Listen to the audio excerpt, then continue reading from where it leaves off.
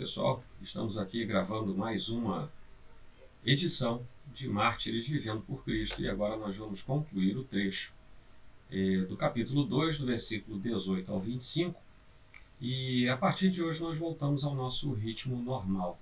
O meu desejo é que você esteja apreciando, gostando desse estudo e também fazendo com que, enfim, o seu sentimento por aquilo que o apóstolo Pedro escreveu para nós há tanto tempo atrás seja um sentimento de amor pela Escritura e de crescimento pela palavra do Senhor e por uma vida mais santa.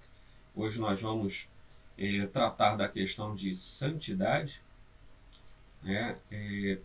para com os de fora, que é o trecho como um todo, e nós vamos ver a questão da aplicação, doutrina, aplicação, aquilo que nós, portanto, precisamos aprender e aproveitar da parte de Deus a fim de que nós sejamos acrescidos daquilo que o Senhor tem para a nossa vida, para a nossa caminhada. Eu gostaria, portanto, de me congraçar com vocês, porque chegamos ao final de mais um trecho, de mais uma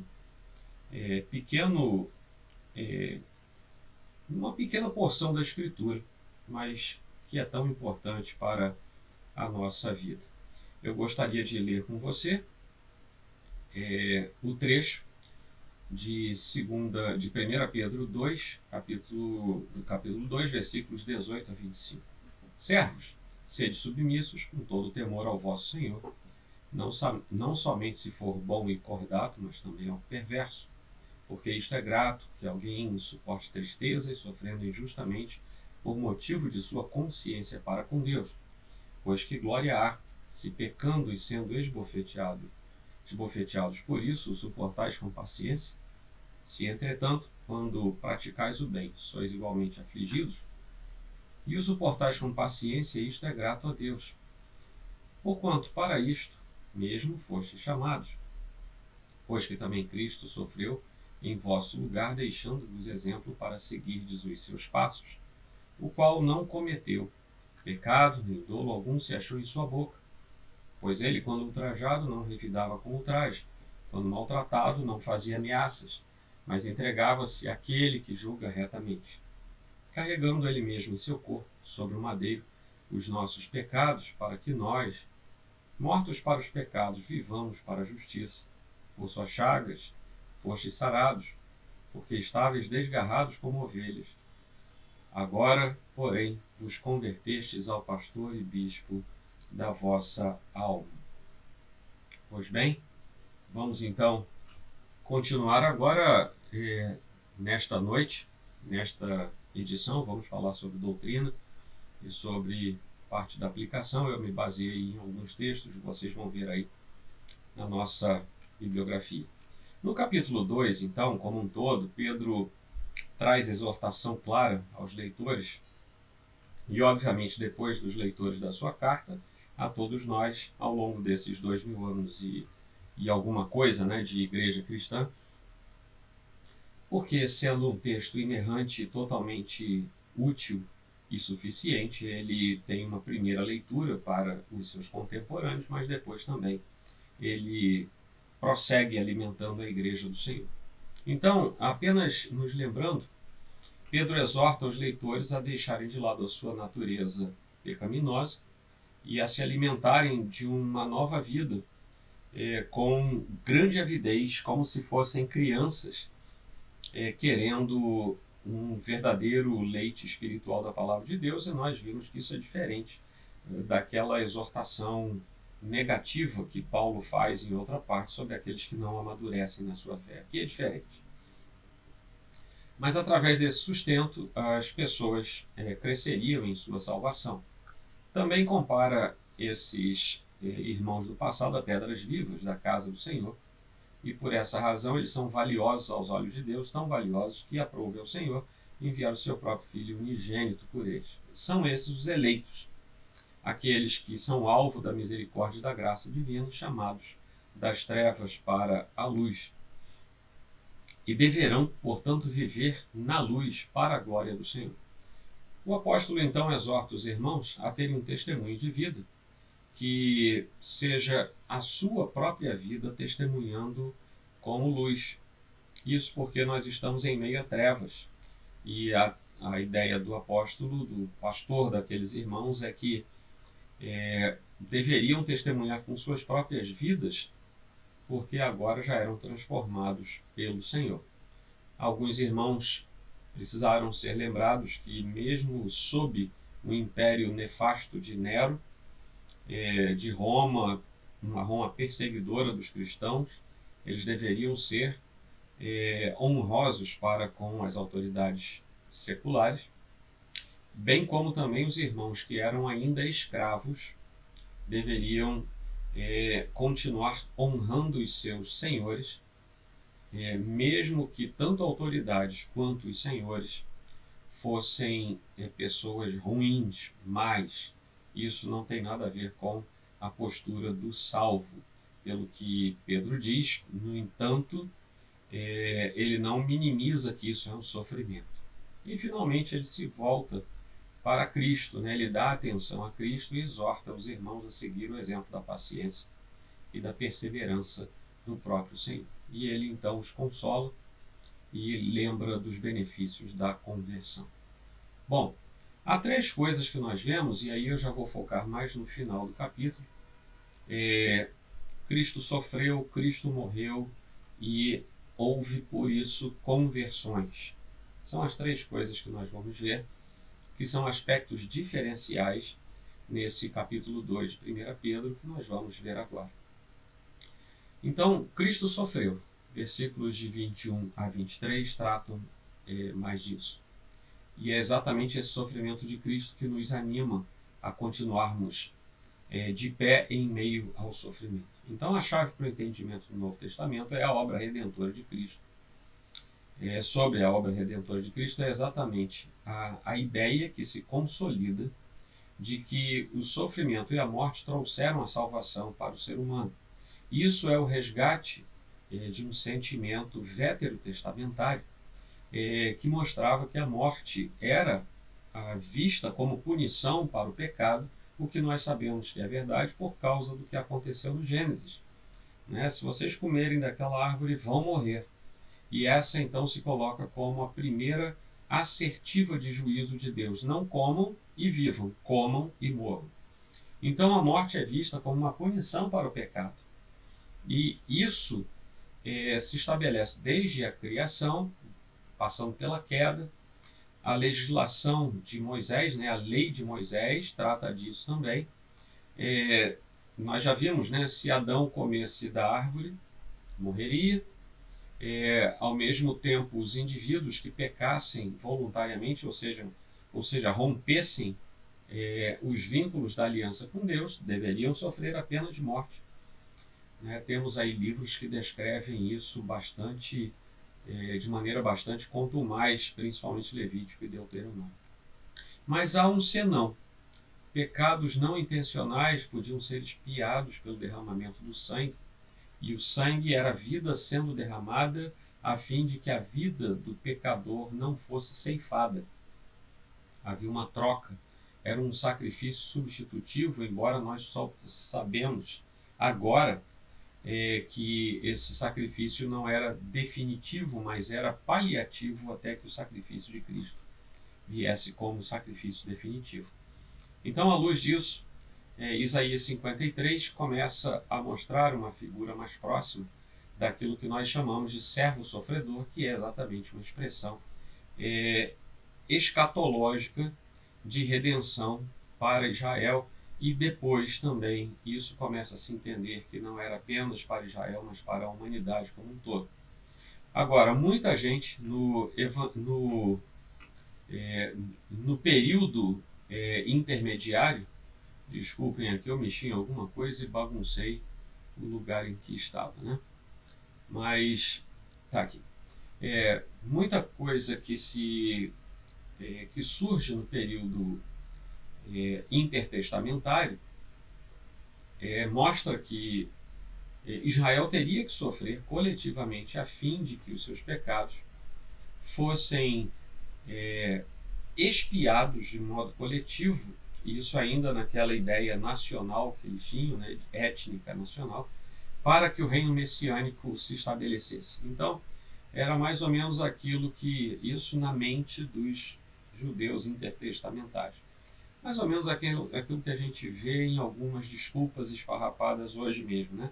Você vai falar do Evangelho do Senhor para alguém, e eles dizem assim, não, eu primeiro vou parar de roubar, vou parar de mentir, vou parar de adulterar e depois eu vou para a igreja. Primeiro eles confundem ir para a igreja com se converter dos seus pecados. Mas você já deve ter ouvido esse tipo de coisa. Era mais ou menos o que os hebreus pensavam. Mas quando chegamos ao Novo Testamento, então nós começamos a ver a morte de Jesus como um ato redentor concreto. Né? As confusões da percepção dos hebreus desaparecem, e esse é um tema recorrente ao longo do Novo Testamento. A vontade do Pai é satisfeita na missão do Filho e, por sua vez, o Espírito Santo vem e conduz o coração dos eleitos até aquilo ali. Então, por um lado, a morte de Jesus é pré-ordenada para a salvação da humanidade, porque é a vontade do Pai. Por outro lado, a morte de Jesus também é vista como o ápice da rejeição da humanidade, a fala do próprio Deus no Antigo Testamento. Então Deus mata o seu próprio filho como um sacrifício. Desculpem, Israel mata o próprio filho de Deus como... só que essa morte chega diante do Senhor como um sacrifício. Mas no caso, para os filhos de Israel, isso foi um pecado hediondo, porque o fato de cumprir o desígnio de Deus não isenta a responsabilidade humana, como aquele que rejeita o Filho de Deus, mesmo não sendo eleito, não fica isento da sua responsabilidade humana, mesmo que não tenha sido atraído pelo chamado eficaz do Senhor. Então chegamos a Paulo, que estabelece um vínculo profundo entre a ordem veterotestamentária e aquilo que estava acontecendo agora no Novo Testamento. Ele retoma a questão da aliança, né, uma aliança profunda entre o povo e Deus, sendo que agora não é mais o povo hebreu, e sim o povo do Senhor. Agora é a igreja de Cristo, que ele inclusive chama de Israel espiritual. E Cristo é o propiciatório. A tal ponto, Cristo é o propiciatório, que nós vemos Paulo, inclusive, trazendo para si essa mesma metáfora, dizendo que ele próprio poderia ser derramado como propiciação. Ele fala isso tanto em Filipenses, quanto depois em 2 Timóteo, ele diz que já foi propiciado. Para ser propiciado, era necessário ser derramado sobre o propiciatório. Aliás, Cristo também foi propiciação. Então ele era propiciação e o próprio propiciatório. Ou seja, era aquela cobertura que ficava por sobre a arca, né? Então, é assim que o Novo Testamento começa a ver e entende a morte substitutiva como o ápice da libertação da escravidão do pecado e da vida de afastamento de Deus. Há um texto riquíssimo para isso, que é Hebreus, que faz uma longa e elaborada rede de argumentos de que a morte de Jesus era a realidade que aquelas ofertas do pecado prefiguravam antes no Antigo Testamento. Eram sombra e agora a realidade chegou.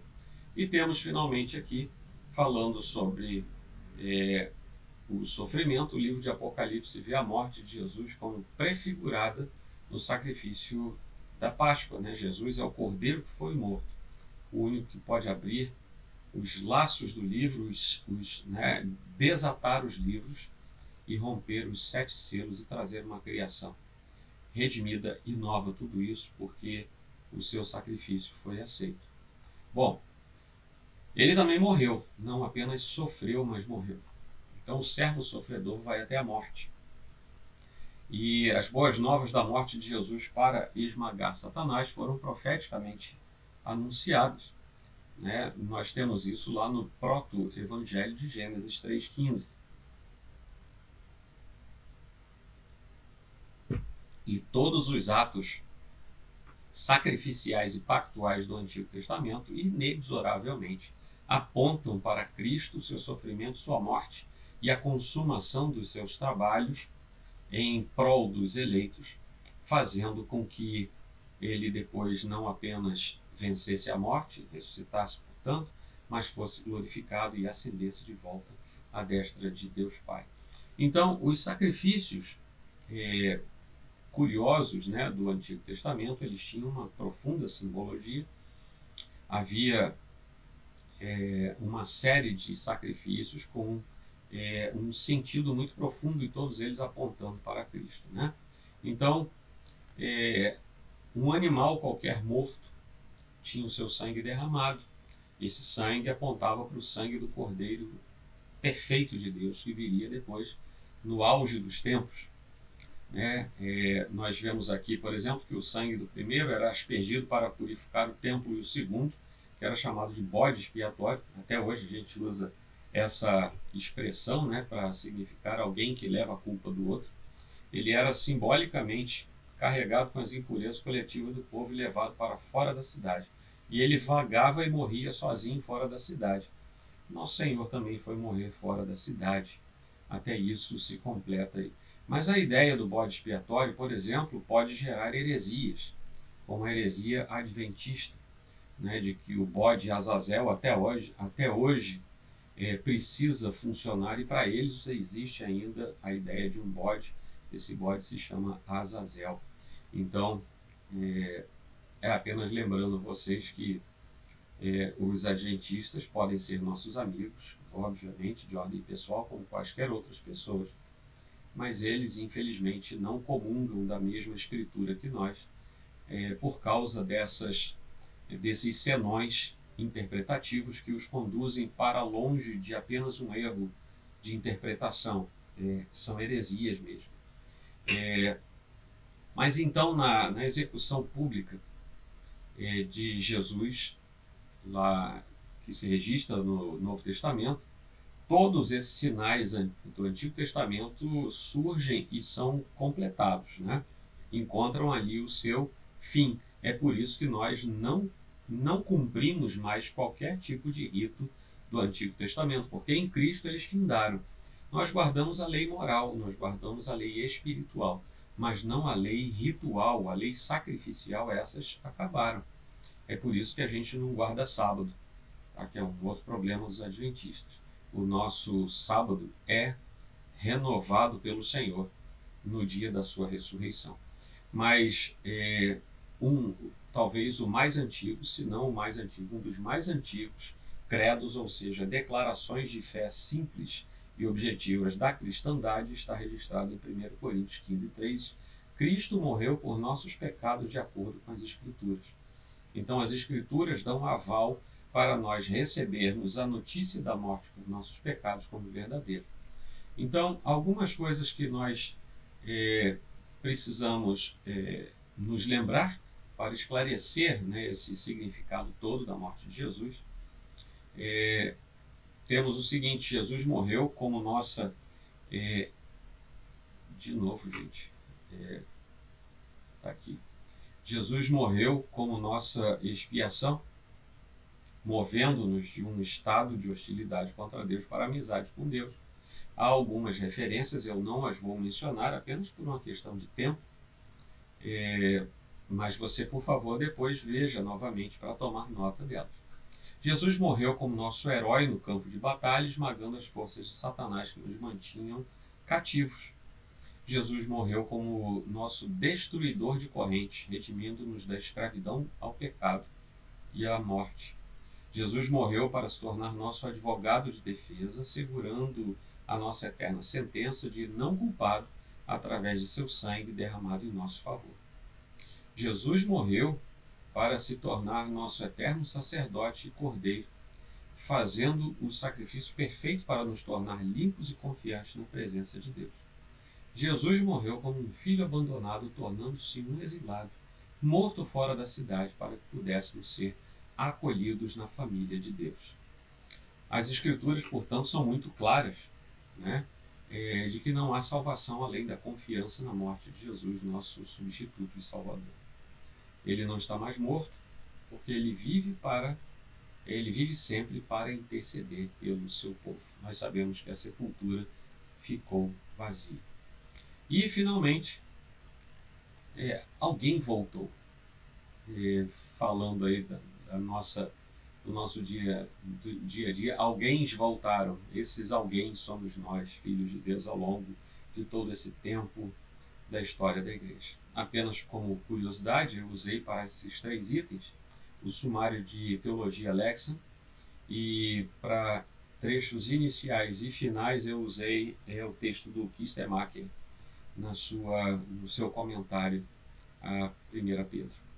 Então, tanto as palavras hebraicas como as gregas traduzem conversão nas Escrituras com o sentido de voltar, o sentido de retornar. E na conversão cristã, alguém orienta a vida num curso diferente, afastando-se do pecado, aí vem o arrependimento, e voltando-se para Cristo, em confiança e compromisso, aí vem a fé. Uma palavrinha, eu já falei isso para vocês, mas vale a pena repetir. Crentes reformados também se convertem, tá bom? A gente às vezes vira xiita, ou como dizem alguns por aí, a gente vira chaato, e a gente acha que não se converte. A gente se converte sim. A diferença entre a conversão de um reformado, como nós cremos, e a conversão de um outro cristão, mesmo salvo, como um arminiano, por exemplo, se traduz no fato de que, teologicamente, nós entendemos que vamos converter o nosso caminho, vamos converter a nossa alma ao Senhor, tão logo e somente após o fato de nós ganharmos vida no Senhor e a fé ser colocada em nosso coração. Então, nesse momento, nós podemos dizer, sim, Senhor, eu quero o Senhor. Mas por que eu quero o Senhor? Porque a minha vontade foi mudada na regeneração. Isso é diferente de pensarmos, isso é um pensamento monergístico. Isso é diferente de pensarmos como os arminianos, que têm um pensamento sinergístico, que dizem que eles creram porque foram convencidos, se converteram e somente então foram regenerados. Essa inversão de valores nós não aceitamos, mas nós cremos que fomos revividos, regenerados, tirados da morte, porque estávamos mortos em nossos delitos e pecados.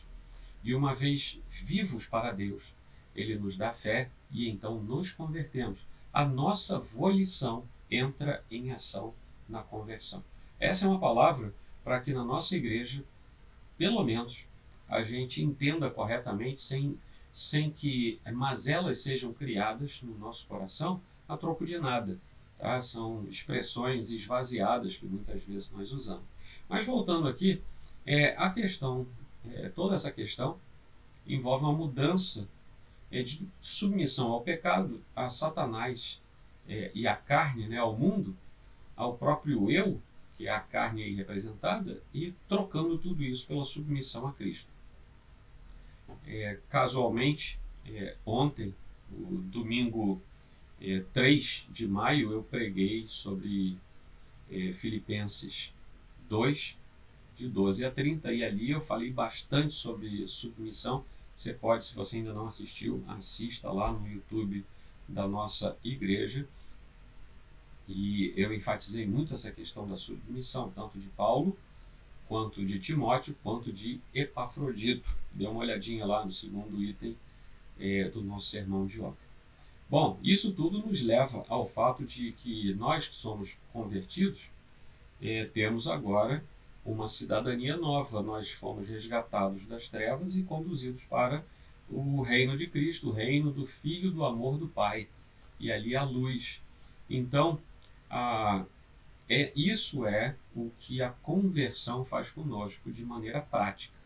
E nós expressamos como um dos simbolismos do batismo, daquele que faz primeiro a sua profissão de fé, no caso um adulto convertido, também há um simbolismo da conversão, porque um dos símbolos do batismo, né, entranhados no batismo, é a morte para o mundo e a vida para Deus. É o morrer para o mundo, para a carne, para o pecado, e o ressurgir em vida para Cristo e para o seu reino. Na igreja primitiva, a conversão era tida como necessária para todas as pessoas. Aí nós temos uma evolução e precisamos entender isso, porque quando o Império Romano estabelece o cristianismo como religião oficial, todo o território, todo o reino, o Império Romano se torna cristão por um decreto. E isso é um cristianismo apenas nominal. E a função que antes havia na conversão perde o sentido, porque agora todo mundo tem que dizer que é cristão, mesmo que não seja cristão. Então, com o tempo, a ideia da conversão vai se transferindo do ato da conversão para os sacramentos, principalmente do batismo infantil e posteriormente da confirmação, que é uma terminologia que algumas denominações pedobatistas usam para a pública profissão de fé. Né? Os católicos ainda usam a confirmação no lugar, por exemplo, da pública profissão de fé. Mas algumas denominações protestantes também usam esse termo. Então, na Idade Média, a conversão era esperada somente dos adeptos de outras expressões de fé, porque se a pessoa era batizada na infância, era cristã. Né? Não havia necessidade de conversão, era assim que se pensava na Idade Média. Então a necessidade de conversão se recupera depois, com os movimentos anabatista e pietistas dos séculos XVI e XVII, e o movimento anabatista insiste na ideia de que o batismo era algo muito próximo à conversão e que precisava recuperar uma ideia de expressão da conversão.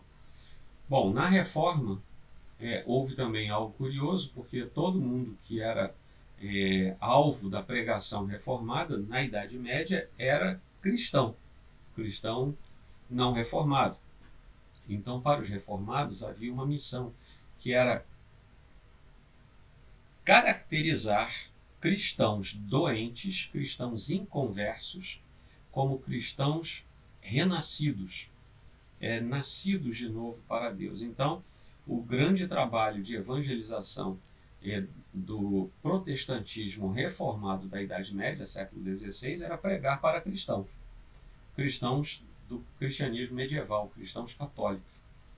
É verdade que depois a própria Igreja Católica começa, já no final do século XVI, século XVII, começa um movimento para recuperar a questão de profissão de fé e não apenas de batismo que selava uma conversão que nunca mais existiria depois, era uma conversão apenas institucional. Né?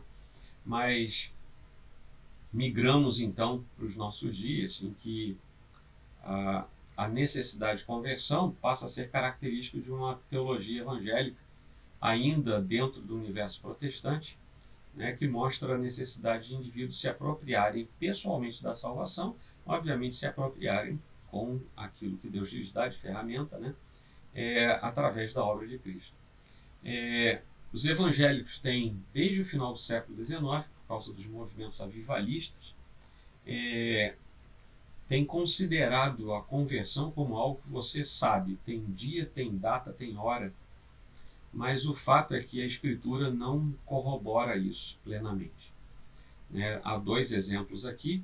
Paulo, na estrada de Damasco, tem uma conversão que ele sabe, teve um dia, teve hora, teve um evento, teve um drama. Mas também tem Timóteo, que foi criado por sua mãe e sua avó e simplesmente talvez não soubesse quando e como o seu coração foi convertido ao Senhor. E talvez você viva num dilema: meu Deus, eu não sei quando é que aconteceu a minha conversão. Não precisa saber. Basta que você tenha convicção, dada pelo Espírito, que é aquele que fala ao seu coração sobre a conversão do seu caminho para o caminho do Senhor. Então, basta que você tenha o testemunho interno do Espírito. Você não precisa botar isso em calendário. Se você souber, ótimo. Se não souber, ótimo também. Então, isso é uma palavra principalmente para aqueles que crescem na igreja e que podem não ter a experiência daqueles que passaram por uma transformação visível. O mais importante não é se é visível ou não, é se ela existiu. Tá? Então, por aí nós vamos, e a conversão, portanto, é algo importantíssimo, mas ela não é equivalente à salvação. Tá? A salvação é algo muito mais amplo, a conversão é um dos estágios. A conversão é um dos estágios e a salvação é muito mais ampla. Porque, inclusive, nós vemos o Paulo, por exemplo, falando aos filipenses para que eles desenvolvam a sua salvação, que também foi trazido pela teologia católica, por exemplo, e aqui não vai nenhum juízo de valor, é uma informação a vocês, foi trazido pela teologia católica como o designativo de que a salvação ela tem que ser continuada até que a pessoa vá responder diretamente a Deus. Nós cremos que a salvação é algo que acontece no ato da justificação, portanto, ela é um ato estanque, judicial, jurídico diante de Deus, mas o desenvolvimento da salvação nada mais é do que o processo de santificação. Então, a conversão é apenas o start, é o início desse processo todo. Tá bom? Então, é um evento absolutamente necessário, faz parte do ato da salvação, mas nós não podemos dar uma ênfase exagerada à conversão, como ao longo desses últimos 150 anos tem se dado, principalmente com aqueles atos que você conhece, que até hoje eu tenho que responder de vez em quando, por que eu não faço apelo? Eu não faço apelo porque eu não preciso fazer apelo, porque quem trabalha no coração da pessoa é o Espírito Santo, não é a mão levantada que vai dizer, se eu agora me converto. Não é isso, conversão não é isso. Conversão é algo que acontece na relação do coração da pessoa com Deus e que depois, ao longo do processo de santificação, vai se perceber como tendo sido algo sólido. Ok. Algumas considerações práticas e finais. De todas as religiões do mundo, somente o cristianismo ensina a libertação do pecado e da culpa. As outras religiões todas vão dizer que você tem um jeito para se livrar de qualquer tipo de culpa, e a maioria delas não menciona pecado. O Evangelho de Cristo, portanto, oferece alívio a todos os que estão acorrentados pelo pecado. Todas as pessoas que são acorrentadas mesmo, presas à questão do pecado, do mal, serão, portanto, totalmente livradas um dia por causa do Senhor, por causa do ato da conversão, da salvação. O Evangelho proclama, como diz aqui, a mensagem uma mensagem de salvação que vai além e implanta alegria no coração. Porque Cristo nos liberta de todos os nossos pecados. Então isso quer dizer que Cristo nos liberta dos grilhões do pecado que aprisionam o criminoso sexual, o traficante de drogas, o alcoólatra, o jogador compulsivo, viciado de qualquer maneira, o assassino, o ladrão e o mentiroso. Cristo liberta o pecador da prisão do pecado. Antes da sua conversão, por exemplo, Paulo tentou destruir a igreja de Jesus, perseguiu, matou, arrastou gente, levou a tribunais, e nada disso refletiu em permanente, porque ele foi livrado. E depois ele pode dizer assim: fiel é a palavra e digna de toda aceitação, que Cristo veio ao mundo para salvar os pecadores, dos quais eu sou o principal. Ok, meus irmãos, chegamos ao final. É o nosso texto, vocês já leram lá em cima, mas eu vou fazer uma releitura livre dele, que ficou assim: escravos, respeitem totalmente seus senhores e façam tudo o que eles mandarem, não apenas se forem bons e justos, mas também se forem maus. Se alguém suporta tristezas e sofrimento, injustamente por causa de sua consciência para com Deus, louvem a Deus. Não há razão para se sentir bem ou para suportar pacientemente o castigo por causa de pecados e de males cometidos. Mas se forem perturbados e castigados porque foram fiéis a Deus e suportaram tudo com paciência, Deus certamente se agradará de vocês. Vocês foram chamados para isso mesmo, porque Cristo sofreu no lugar de vocês, exatamente para seguirem o seu exemplo, sendo que ele nunca pecou e jamais falou alguma coisa para enganar ninguém. E até sendo insultado, ficou em silêncio, sem dar o troco às ameaças, mas se entregou nas mãos daquele que julga corretamente. Ele carregou todo o peso de nossos pecados em seu corpo quando estava na cruz morrendo por nós, para que morrêssemos para os nossos pecados e vivêssemos como justos para Deus. Seus ferimentos nos curaram. Vocês estavam longe como ovelhas desgarradas, mas agora voltaram para o pastor e bispo de suas almas. Maravilha! A palavra do Senhor que vem ao nosso encontro, agora de maneira um pouco mais fácil, né, para a nossa compreensão. Mas chegamos ao final. Que bom que você nos acompanhou até aqui e desejamos que o Senhor possa falar ao seu coração e possa também ampliar a sua compreensão daquilo que vem da parte de Deus para você. E agora é botar em prática, né?